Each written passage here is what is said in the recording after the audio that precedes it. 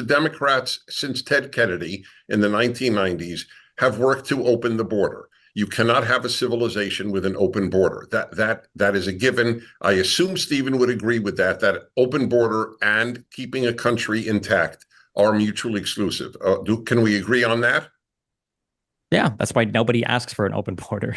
Oh, yes, the Democrats do. I mean, if you deny that, that's good. You'll be on record, Dennis, saying... Well, define it as policy, Dennis, so we could agree. This is really critical, really critical. Do you believe, Stephen, that the Democrats have been for a controlled border and not for an open border in the last 10 years? I think the Democrats tried to pass comprehensive legislation that was written by Lankford, a Republican in the Senate. I think Donald Trump and the Republicans are the ones that killed that, and that was on public record. Please so no, the Democrats have not been for open borders. The Democrats are for a closed border. Okay, it's not just closed or open, but can nobody's you define it though for us? The border is a very complicated thing. Can you define what you mean? It is very complicated. It's not complicated. I'm sorry that you just don't have much information about immigration or the border. Okay, good. All right. As I said, I prefer clarity to agreement.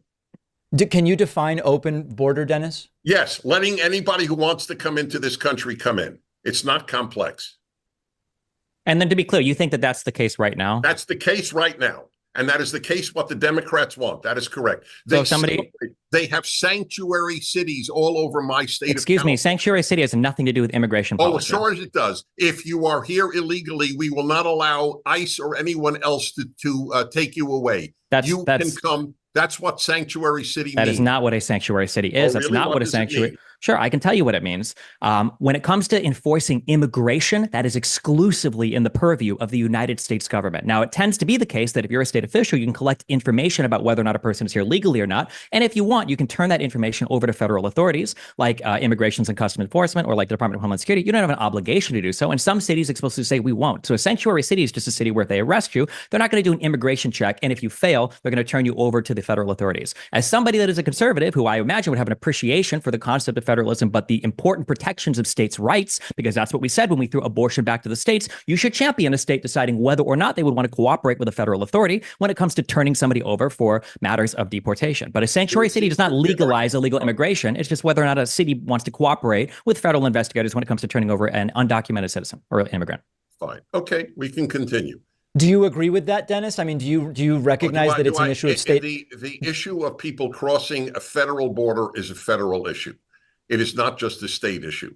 Okay, it is so elementary. It's a national border. It's not just a state border. I'd be really careful with that, because that wasn't Abbott's argument when he wanted to enforce the border in Texas. He said that the Texas National Guard should be that way. You just used the Biden administration. Well, because there's no federal oversight.